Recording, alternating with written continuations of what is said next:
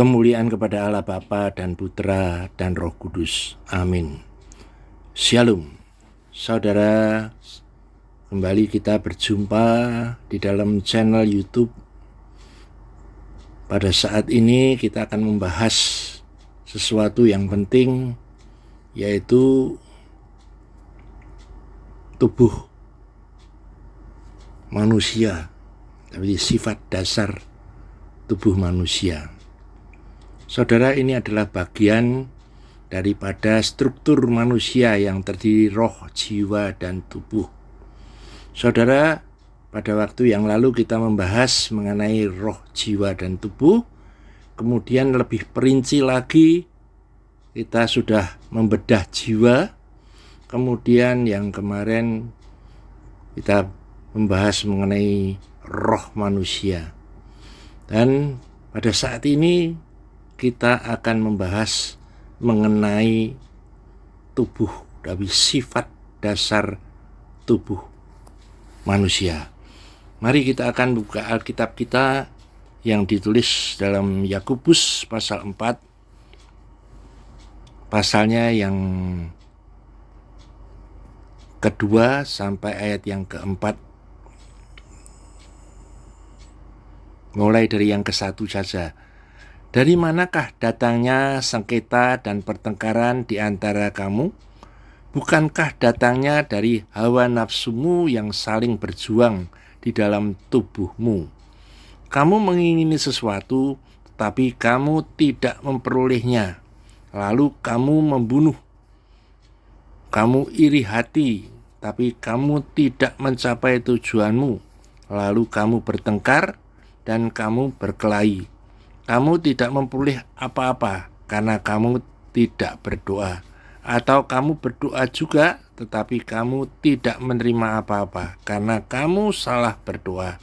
Sebab yang kamu minta itu hendak kamu habiskan untuk memuaskan hawa nafsumu. Hai, kamu orang-orang yang tidak setia, tidakkah kamu tahu bahwa persahabatan dengan dunia adalah permusuhan dengan Allah? Jadi barang siapa hendak menjadi sahabat dunia, ini ia menjadi dirinya musuh Allah.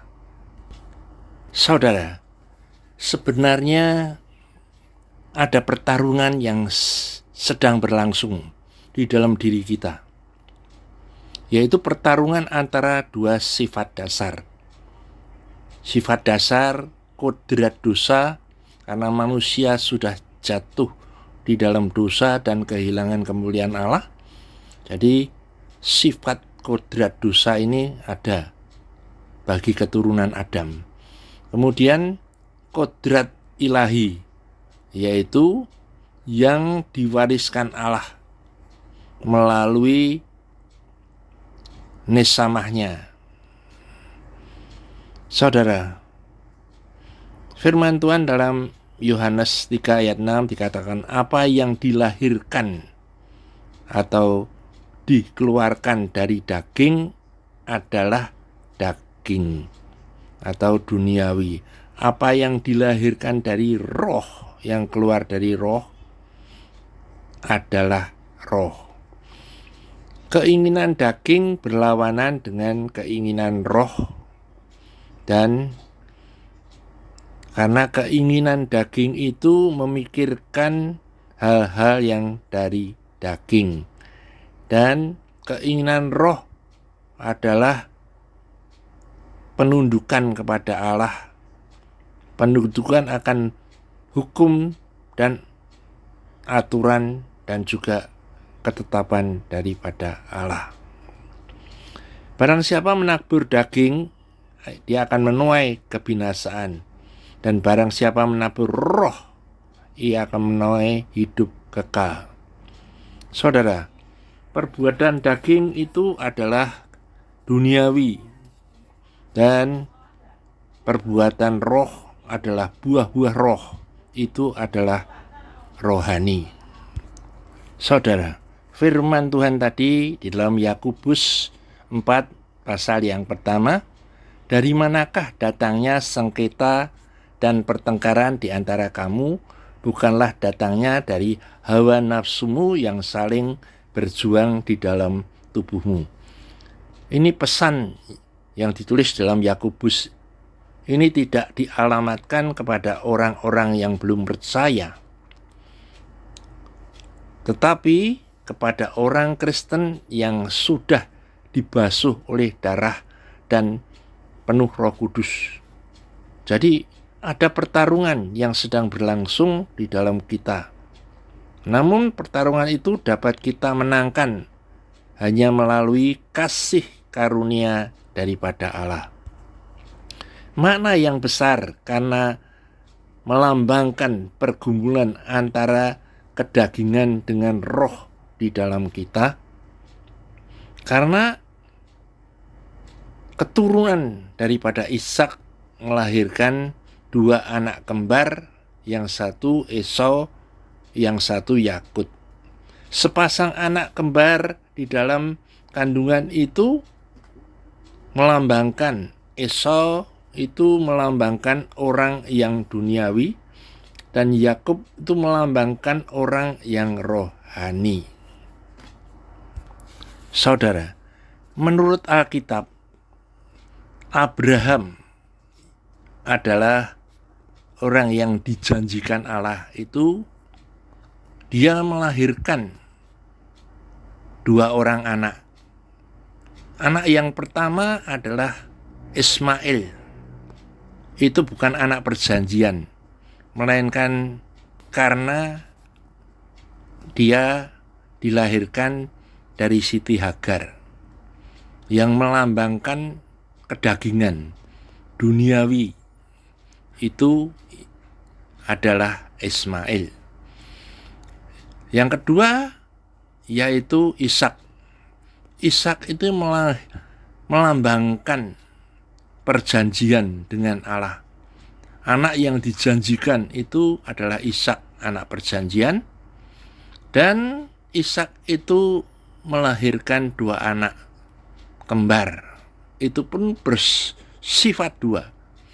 Yang satu adalah Esau yang bersifat duniawi, yang satu adalah Yakub yang bersifat rohani.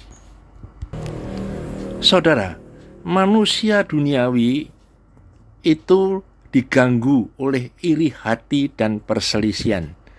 Bahkan beberapa di antara mereka ada yang orang percaya yang jatuh kembali kepada amoralitas dan kemabukan.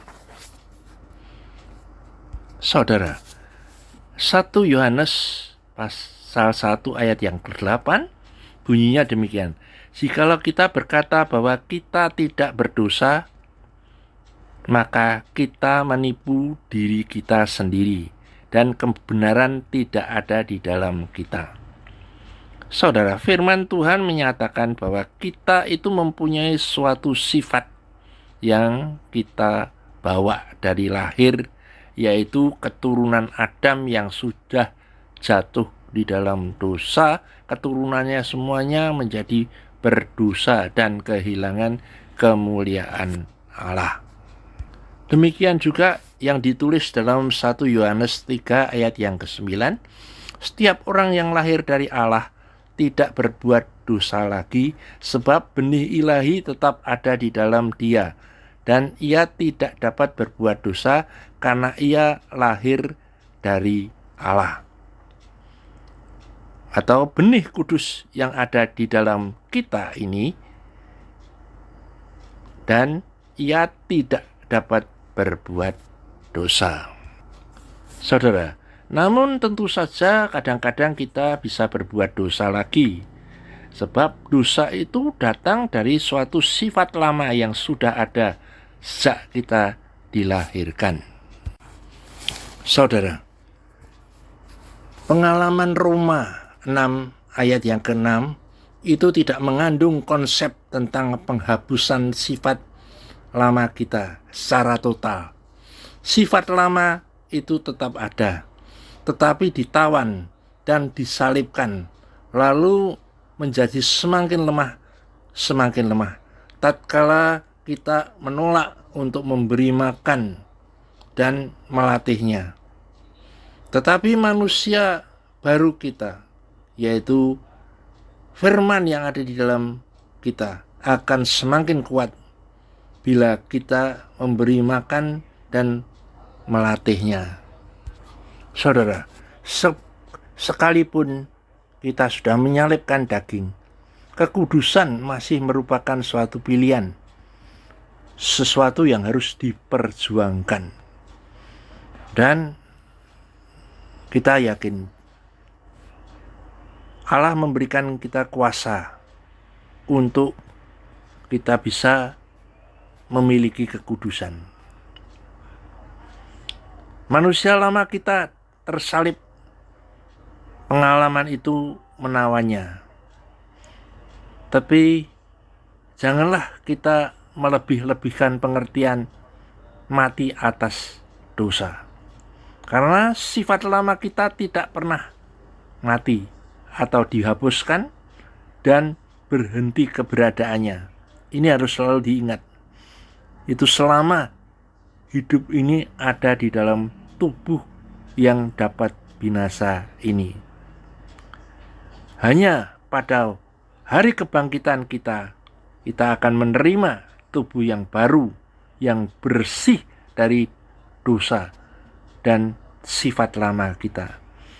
Penyucian yang sempurna itu belum selesai sampai kita dibangkitkan dari kematian tubuh. Saudara, di dalam tubuh kedagingan kita itu ada monster hawa nafsu.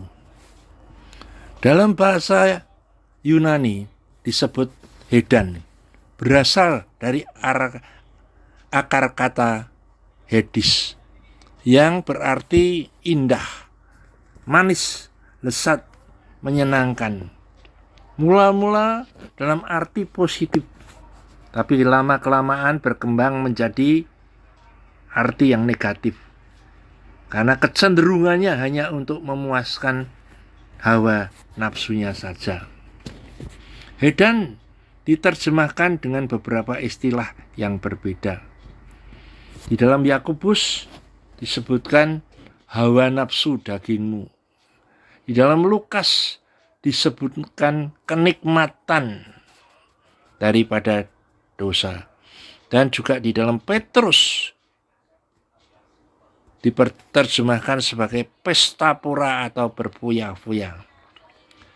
Saudara, makna dari hedan itu adalah sikap hidup yang hanya mencari kesenangan tubuh duniawi saja, dengan mengabaikan norma-norma hukum ketetapan daripada Allah dan juga firman Tuhan.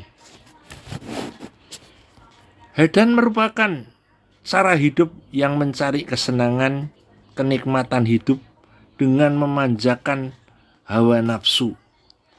Monster ini menyusup melalui hawa nafsu yang begitu kuat mempengaruhinya untuk mempengaruhi pikiran dan cara bicara kita. Monster ini terus berjuang untuk tetap bertahan dalam hidup kita. Karena ia mau berkuasa dan memerintah kita melalui hawa nafsu untuk menghancurkan setiap kehidupan manusia di dunia. Supaya manusia itu memikirkan apa yang dipikirkan manusia dengan keinginan-keinginannya, bukan apa yang dipikirkan Allah. Itulah sebabnya, karena keinginan daging yang berjuang melawan jiwa.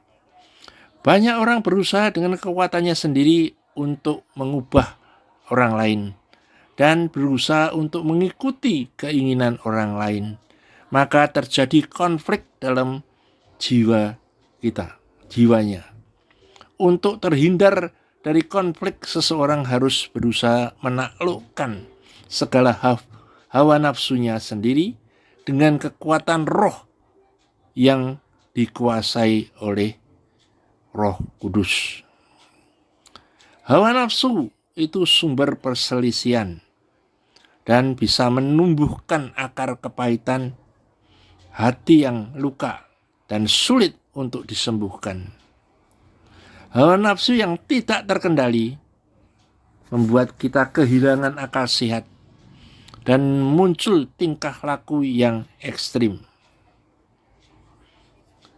Hedan menyebabkan firman Tuhan tidak dapat bertumbuh, karena di dalamnya ada kekhawatiran, kekayaan, kenikmatan hidup yang menggerogoti iman orang percaya. Digambarkan seperti parasit atau benalu atau kanker yang terus mengisap pada darah. Hedan merupakan cara hidup manusia akhir zaman. Lebih menuruti hawa nafsu daripada menuruti perintah daripada Allah. Mereka ingin hidup bebas tanpa diikat norma-norma yang dapat menghalangi keinginan mereka. Aku bebas memilih jalan hidupku sendiri dengan hidup semau gue. Yang disebut norma itu adalah aturan kehidupan. Hukum kehidupan semuanya dilanggar. Ada dua golongan yang dikuasai oleh hawa nafsu ini, yaitu disebut orang kafir. Itu adalah hamba berbagai-bagai hawa nafsu dan keinginan duniawi. Yang kedua adalah Kristen KTP atau Kristen tanpa pertobatan, karena dia belum lahir baru, disebut Kristen duniawi. Kristen hanya sebatas agama, hidupnya belum berbuah, jalan hidupnya masih penuh dengan sifat-sifat manusia lama. Saudara, musuh manusia itu yang terbesar adalah menaklukkan dirinya sendiri. Di dalam pertarungan yang berlangsung seumur hidup di dalam diri manusia, antara sifat bawaan manusia pada umumnya yang tidak rela dirinya diabaikan, direndahkan, dikoreksi, disalahkan, dan tidak rela haknya dirampas atau disakiti. Itu adalah sifat daging, yaitu adalah ego, sifat yang dimiliki setan. Aku ingin, motivasinya kedagingan, selalu ingin memanfaatkan orang lain untuk kepentingan dirinya sendiri, mencapai tujuannya. Perbuatan jahat muncul melalui proses pemikiran yang lahir dari hati yang tidak bersih, tercemar oleh keinginan dagingnya yang melahirkan dosa.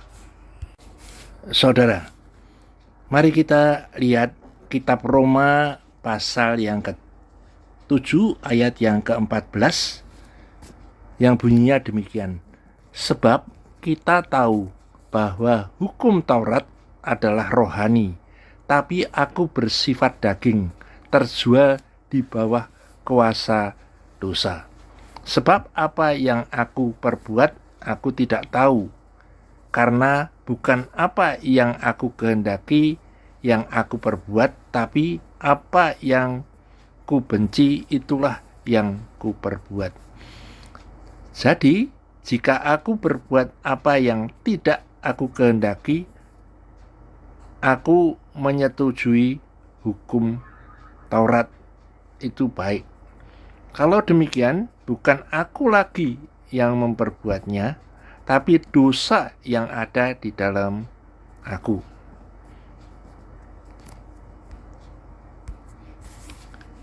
Sebab bukan apa yang aku kehendaki, yaitu yang baik yang aku perbuat, melainkan apa yang tidak aku kehendaki, yaitu yang jahat yang aku perbuat.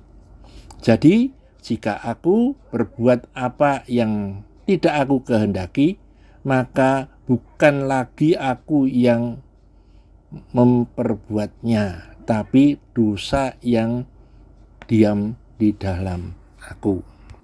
Jadi, saudara, jika aku menghendaki berbuat apa yang baik, yang jahat itu ada padaku adalah sifat yang lama yang dibawa di waktu kita lahir. Bukan aku lagi yang membuatnya, tapi dosa yang ada di dalam aku. Jadi saudara, masih ada suatu sifat dosa yang menetap di dalam anggota-anggota tubuh kita.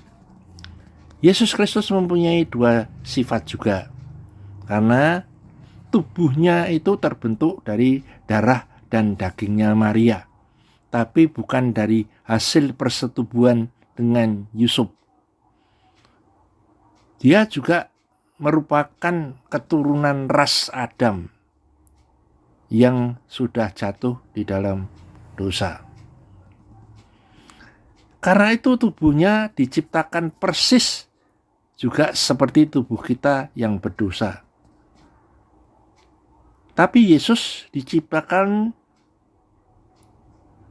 di dalam manusia yang berdosa sebagai penebus bagi orang-orang yang berdosa. Tetapi dia mempunyai roh Allah karena dia itu berasal dari surga dan dia tinggal di dalam tubuh manusia yang bersifat kedagingan. Saudara, kalau kita mau menyingkirkan dosa di dalam daging dengan cara tidak pernah menyerah kalah kepada hawa nafsu kedagingan itu, dan dengan kekuatan yang Tuhan berikan lewat kelahiran baru, maka kita masih ada kesempatan untuk kita mengalahkan dosa-dosa dalam tubuh kita. Tatkala kita dilahirkan baru, Kristus masuk ke dalam diri kita. Yang saya maksud Kristus itu adalah firman, karena firman yang telah menjadi manusia, dan kita mulai memiliki suatu sifat yang baru, karena benihnya ini adalah benih ilahi. Ia secara harafiah lahir di dalam diri kita sebagai benih. Itu yang ditulis dalam 1 Petrus 1 ayat 23. Pertumbuhan di dalam kita sampai ia mencapai pertumbuhan yang sempurna di dalam kita. Jadi sekalipun kita telah dilahirkan baru dan bahkan telah dipenuhi Roh Kudus, masih ada banyak pergumulan itu dengan kedagingan atau sifat lama atau manusia lama atau manusia duniawi kita. Karena sifat dasar yang kita miliki sejak dilahirkan. Saudara, hal yang akan membereskan perkara kedagingan atau sifat lama atau manusia lama hanyalah pengalaman.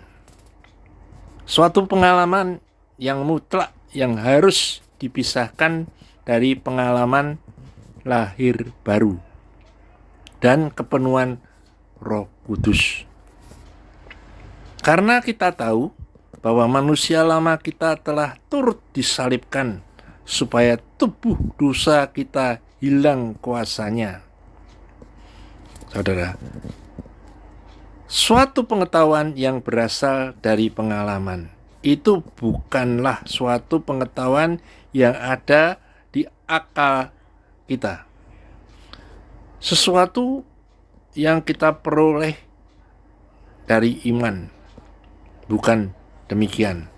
Itu adalah suatu pengalaman, suatu pewahyuan dari Allah untuk membawa setiap orang percaya ke dalam pengalaman ini. Manusia lama, sifat lama kita dibuat tidak berdaya. Ia mengandung pengertian bahwa sifat lama kita ditawan dan ditundukkan sehingga kita mampu menguasainya. Dan juga memberikan kepada kita kuasa untuk menentukan pilihan yang baik untuk kekudusan maupun kedagingan. Saudara, setelah dibaptis dalam Roh Kudus, saya dikuatkan, tapi saya masih menghadapi sejumlah peperangan dan penyiksaan di dalam pikiran dan tubuh saya. Kita lihat contohnya, Yakub ketika ia berkumpul dengan Allah, agar ia dapat dirubah dari sifat dasar dosa yang ada di dalam dirinya. Ini adalah pengalaman yang terbesar di dalam hidup kita. Bahkan lebih besar daripada pengalaman dibaptis di dalam Roh Kudus. Ada suatu pengurapan baru atas hidup kita. Bahkan mata kita mulai melihat berbagai hal dengan cara yang berbeda. Seakan-akan segala yang menghalangi atau selubung di dalam mata dan hati kita itu disingkapkan atau gugur dari mata hati kita. Dan kemudian damai sejahtera yang melampaui segala akal memenuhi kita. Sungguh itu tidak bisa digambarkan dengan kata-kata. Manusia lama kita dibuat menjadi tidak aktif, sehingga dengan demikian kita tidak patut lagi untuk melayani dosa lagi, dan dosa tidak berkuasa lagi atas kita. Saudara, di dalam kitab Roma 6 ayat 6 yang bunyinya demikian, karena kita tahu bahwa manusia lama kita telah turut disalibkan supaya tubuh dosa kita hilang kuasanya, agar jangan kita menghambakan diri lagi kepada dosa. Saudara, kitab Mazmur pasalnya ke-36 ayatnya yang kedua sampai ayat yang kelima bunyinya demikian. Dosa bertutur di lubuk hati orang fasik. Rasa takut kepada Allah tidak ada pada orang itu. Sebab ia membujuk dirinya sampai orang mendapati kesalahannya dan membencinya. Perkataan dari mulutnya ialah kejahatan dan tipu daya. Ia berhenti berlaku bijaksana dan berbuat baik. Kejahatan dirancangkannya di tempat tidurnya. Ia menempatkan dirinya di jalan yang tidak baik. Apa yang jahat tidak ditolaknya. Saudara, dosa itu akan masuk di dalam diri kita melalui apa yang dimasukkan di dalam diri kita melalui panca indera. Mana yang lebih banyak masukan ia akan mewarnai diri kita, hati kita ini. Masukan yang dari dunia, yaitu dipengaruhi oleh lingkungan dan juga diwarnai oleh sifat-sifat daripada iblis, atau masukan dari hati nuraninya yang di situ firman Allah berdiam.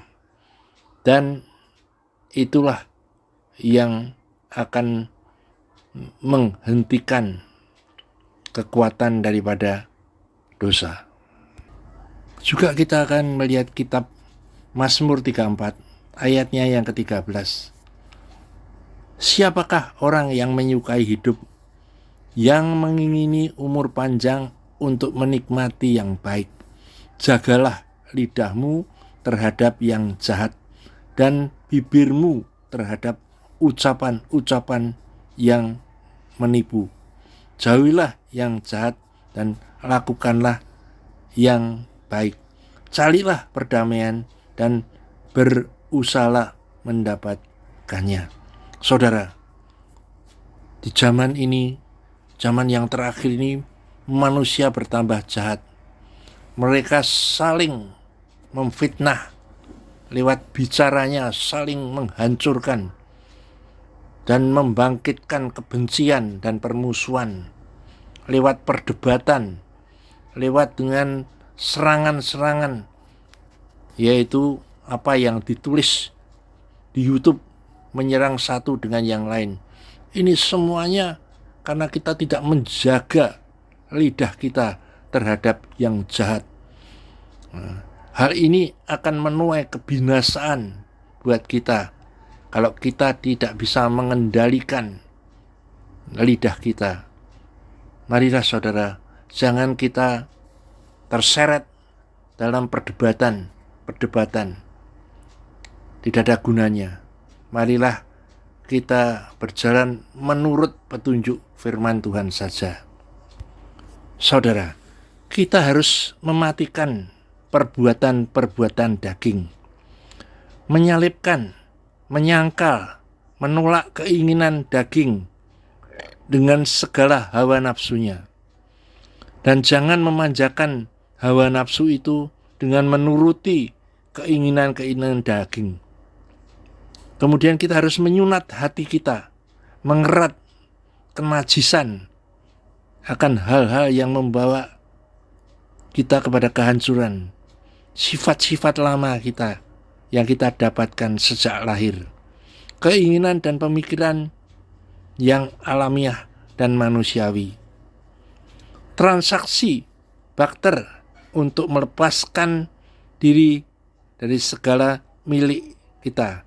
Keterikatan terhadap duniawi, ambisi, dan segala kepentingan pribadi kita, dengan segala filosofinya yang tidak sesuai dengan kehendak Allah. Kita menerima barter dari Allah untuk menyempurnakan kita di dalam panggilan kita lewat iman percaya kita. Dikatakan di dalam Roma 6 ayat 6, menawannya, jangan melebih-lebihkan dengan pengertian bahwa kita sudah mati atas dosa.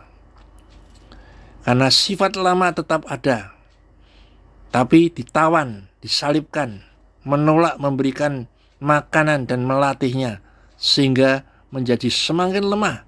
Sebaliknya, roh kita yang kita latih dan kita beri makan firman Tuhan itu akan semakin kuat. Tuhan Yesus mempunyai roh Allah yang tinggal di dalam sebuah tubuh yang bersifat kedagingan, sama seperti manusia lainnya. Tapi dia menyingkirkan dosa dalam daging dengan cara tidak pernah menyerah kalah terhadap godaan, hawa nafsu, dan juga bujukan daripada iblis. Saudara, kejarlah keadilan dan kasih. Kasih menutupi banyak sekali dosa. 1 Petrus 4 ayat yang ke-8. Kasih adalah kegenapan hukum Taurat. Roma 13 ayat 10. Kasih sebagai pengikat pemersatu. Kolose 3 ayat yang ke-14. Iman yang bekerja oleh kasih. Galatia 5 ayat yang ke-6. Kasih yang paling besar. 1 Korintus 13 ayat 13. Jadi saudara, kita ini di dalam pertarungan antara dua sifat dasar dan dimenangkan melalui kasih karunia dengan hidup di dalam kasih yang sudah ditulis di dalam firman Tuhan.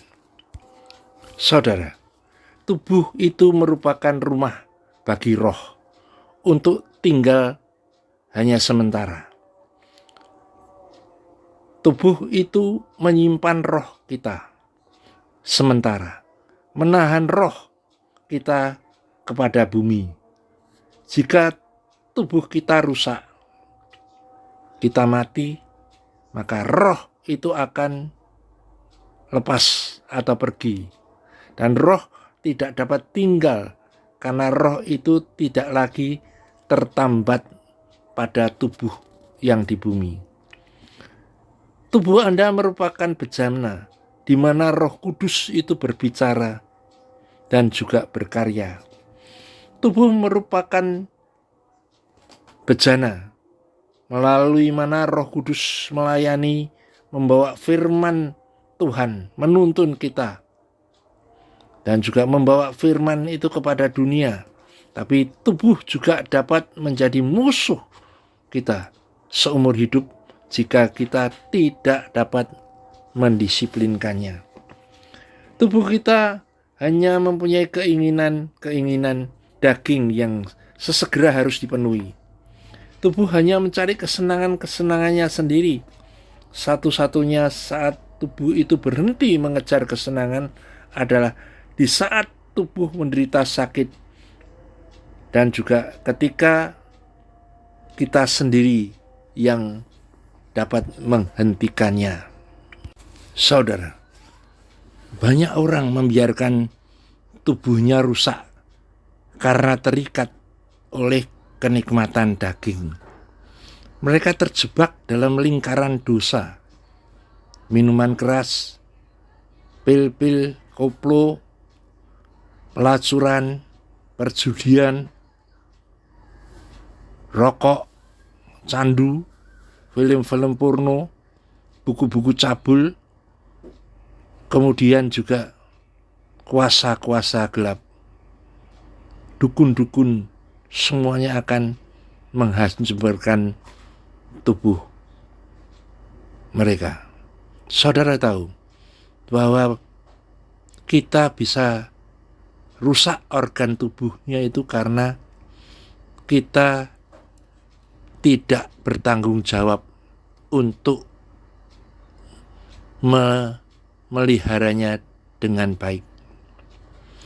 Apa yang tubuh Anda lakukan atau yang tidak dilakukannya, semuanya merupakan tanggung jawab Anda. Tubuh mempunyai 3 hal kesenangan yang berasal dari indera tubuh, yaitu seks, makanan, dan minuman.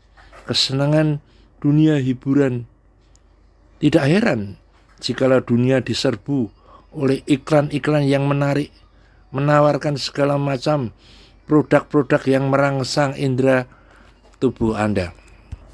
Dan juga hiburan berupa TV, Nintendo, video, game, VCD, flash disk, kaset-kaset, dan sebagainya.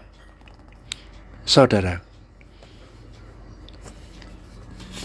setan tahu cara melepaskan pikiran kita dari perkara-perkara Allah dan firman Tuhan dan membelokkan kepada perkara-perkara yang ada di dunia ini.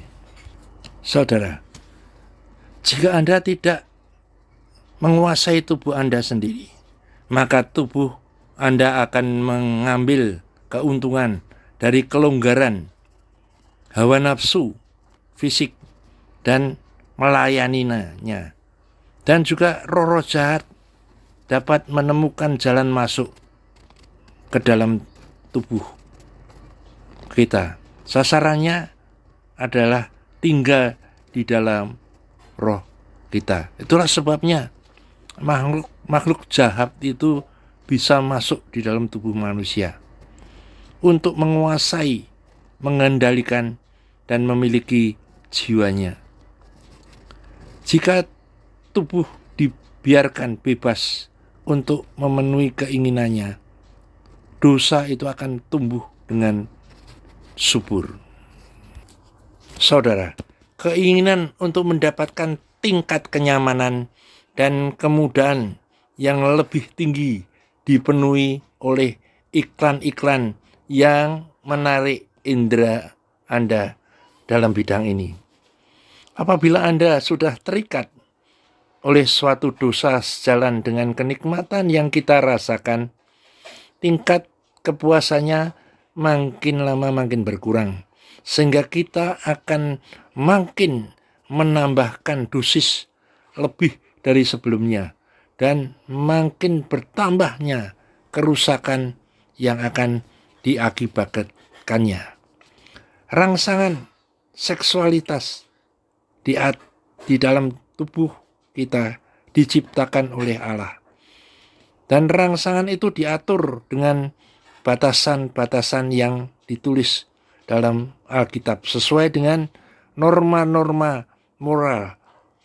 Tetapi peraturan aktivitas tubuh kita itu dilakukan oleh roh dan pikiran kita. Jadi kalau roh dan pikiran kita tidak bersih, maka kita akan melanggar norma-norma itu. Jika Anda menyerahkan tubuh Anda pada keinginannya, maka tubuh itu akan melakukan apa yang diinginkannya. Kapanpun ia menginginkannya, dengan siapa ia menginginkannya, dengan tidak merasa bersalah. Itulah sebabnya banyak terjadi perselingkuhan. Jiwa Anda akan merasa tertuduh dan roh Anda akan merasa berduka cita. Tapi tubuh Anda tidak akan merasa bersalah dan menyesalinya.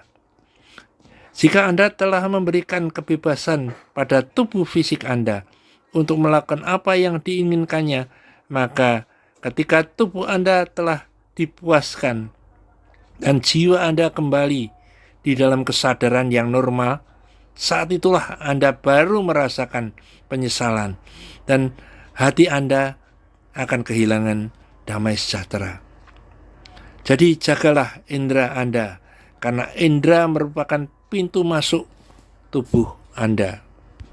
Saudara, roh jahat akan mengambil apapun dari orang tersebut yang dapat diperolehnya dengan merusak tubuhnya sampai binasa. Jangan membuka pintu bagi roh-roh jahat bisa masuk dalam tubuh Anda. Latih dan kuasailah tubuhmu sampai taraf di mana kekuatan ilahi itu muncul dan mampu untuk menolak dosa. Saudara, kita harus menguasai tubuh dan melatihnya. Di dalam firman Tuhan 1 Korintus 3 ayat 16 bunyinya demikian. Tidak tahukah kamu bahwa kamu adalah bait Allah dan bahwa roh Allah diam di dalam kamu. Jika ada orang yang membinasakan bait Allah, maka Allah akan membinasakan dia, sebab bait Allah adalah kudus dan bait Allah itu adalah kamu. Janganlah ada orang yang menipu dirinya sendiri. Jika ada di antara kamu yang menyangka dirinya berhikmat menurut dunia ini, biarlah ia menjadi bodoh supaya ia berhikmat. Karena hikmat dunia ini adalah kebodohan bagi Allah. Sebab ada tertulis, ia menangkap orang yang berhikmat dalam kecerdikannya. Dan Allah mengetahui rancangan-rancangan orang yang berhikmat sesungguhnya semuanya sia-sia saja. Jadi saudara, merupakan tanggung jawab Anda untuk menjaga tubuh di dalam aturan moral dan juga kesehatannya. Apa yang Anda lakukan dengan tubuh mempengaruhi pikiran kita. Dan kalau terus-menerus pikiran dikuasai oleh iblis, kita akan menjadi gila. Roh jahat berupaya menemukan tempat tinggal di dalam tubuh seseorang. Sasarannya adalah tinggal di dalam roh manusia, serta menguasai dan memiliki jiwanya. Roh jahat akan mengambil apapun dari orang tersebut yang dapat diperolehnya. Itulah sebabnya seorang Kristen yang telah dilahirkan kembali tidak dapat ditempati setan. Karena di dalam rohnya, karena rohnya telah disentuh menjadi aktif dan menjadi bait daripada Roh Kudus yang tinggal di dalam roh tersebut.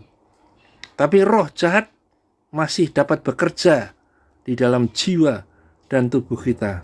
Karena itu pikiran kita harus diperbarui oleh firman Tuhan.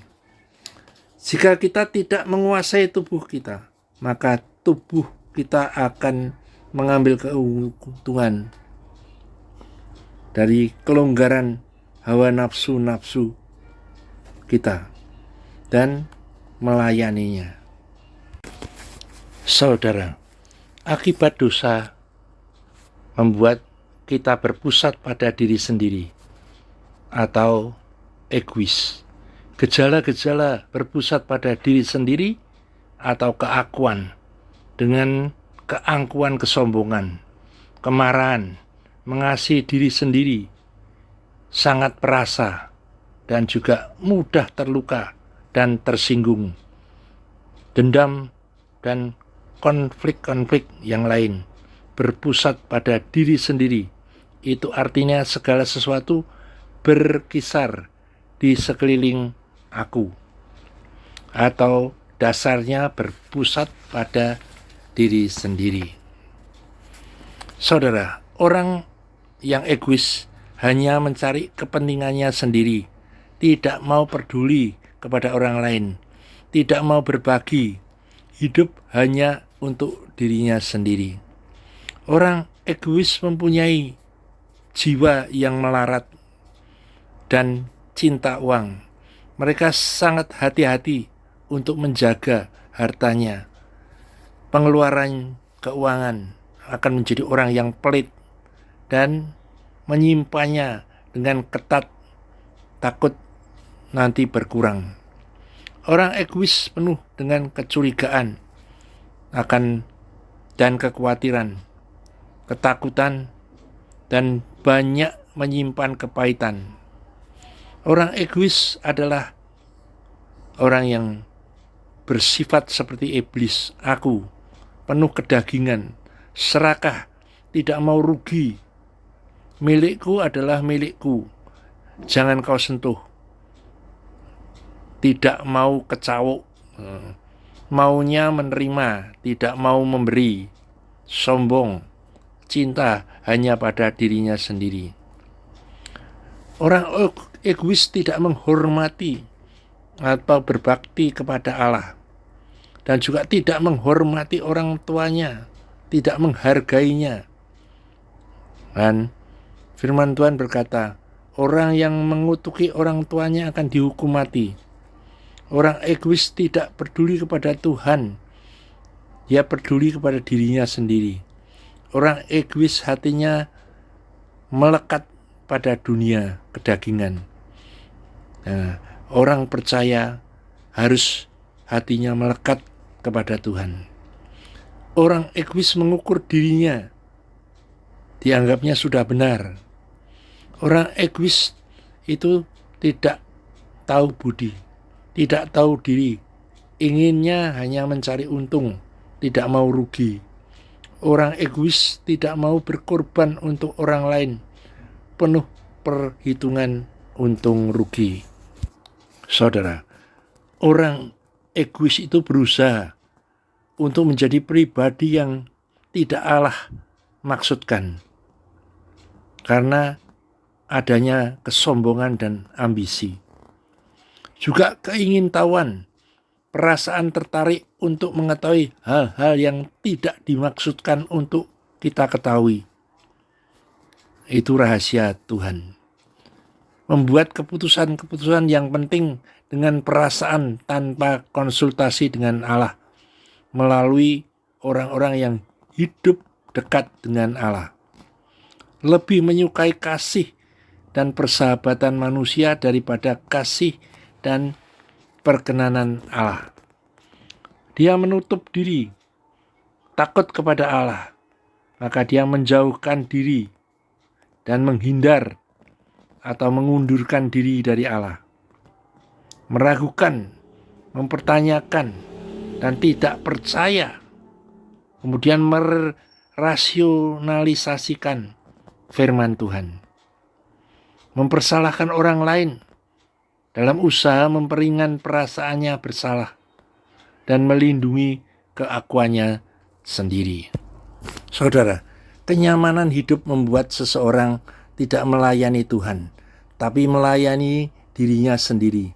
Setan mampu dan menipu kita untuk lebih mengutamakan keinginan daging, kepuasan diri sendiri, dan harga diri.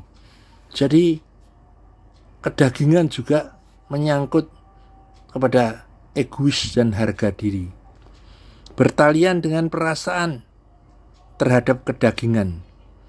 Beberapa menilai dirinya, menghargai dirinya dengan bermacam-macam ukuran sesuai dengan pandangan hidup orang tersebut. Dengan ukuran materi kekayaan, kedudukan, pangkat, pendidikan, pengetahuan, keahlian, untuk semuanya menuntut untuk dihargai. Apabila tidak sesuai dengan apa yang diharapkan, maka ia akan tersinggung dan akan terluka, kecewa, merasa direndahkan dan tidak dihargai. Tarif harga diri pada prinsipnya adalah kesombongan. Banyak orang yang memanjakan perasaannya dalam hal harga diri, sehingga ia mengorbankan kepentingan yang lebih besar. Sesungguhnya suatu kebodohan, karena telah menjual harga dirinya hanya senilai sarana harta duniawi yang hanya sementara, bukan dari pribadi yang berkualitas yang bisa dinilai dan berkenan di hadapan Tuhan dan dihormati oleh Tuhan. Value atau nilai dan price atau harga, apa yang dipandang dunia berharga, mereka juga ikuti sebagai sesuatu yang berharga, padahal semuanya itu nilainya rendah di hadapan Tuhan. Kalau seorang mematok harga dirinya, memasang bandrol harga dirinya, maka ia tidak dapat bersekutu dengan sesama secara benar. Tidak mungkin orang seperti ini bisa diajak berpikir benar, seirama dengan Tuhan bagi pekerjaan dan kerajaannya, karena orang tersebut belum dewasa. Semua pola pikir dan semua hasrat yang telah dibangun selama bertahun-tahun harus digantikan oleh pikiran dan hasrat ilahi untuk tujuan keselamatan. Orang percaya harus mengenakan gairah hidupnya yang dikenakan oleh Tuhan Yesus. Karena pernyataan orang yang melukai dirinya, orang menjadi tersinggung karena memelihara satu luka hati dan menjebluskan dirinya kepada suatu lubang yang dalam yang tidak dapat disembuhkan, karena dia tidak mau permintaan maaf dan juga belum mengalami zaman Tuhan. Hati yang tersinggung, yang dibiarkan tidak diobati, menjadi sangat jahat. Di hari-hari terakhir, banyak orang akan tersinggung, dan ini akan membuat mereka saling membenci dan mengkhianati. Saudara, pada umumnya seorang mau dianggap terhormat oleh sesamanya. Itulah sebabnya manusia menginvestasikan segala sesuatu yang ada padanya demi untuk memperoleh segala fasilitas hidup guna menjadikan sarana untuk menjadi terhormat. Menghargai dirinya seharga sarana harta yang fana. Karena takut dilecehkan dirinya dari orang lain.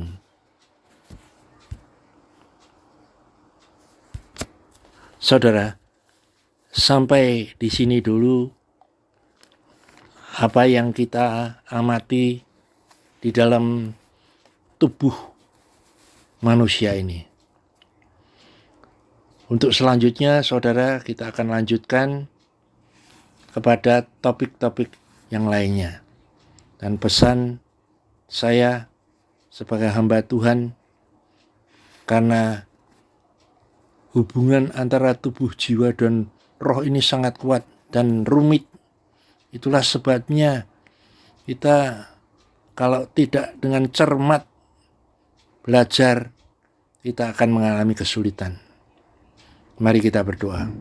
Bapa di sorga, kami mengucap syukur atas kasih dan lawatan-Mu Tuhan. Saat ini kami sudah mendengarkan firman-Mu. Urapi dengan kuasa-Mu Roh Kudus untuk mengajar kami lebih lagi untuk memahami, karena dengan kuasa Roh Kudus yang akan memberikan pencerahan kepada kami. Segala pujian, hormat, kemuliaan kami hanya Engkau yang patut menerimanya. Ya Allah yang kami sembah, kami hormati, di dalam nama Bapa, Putra, dan Roh Kudus, di dalam nama Tuhan Yesus Kristus, kami sudah berdoa dan mengucap syukur. Haleluya. Amin.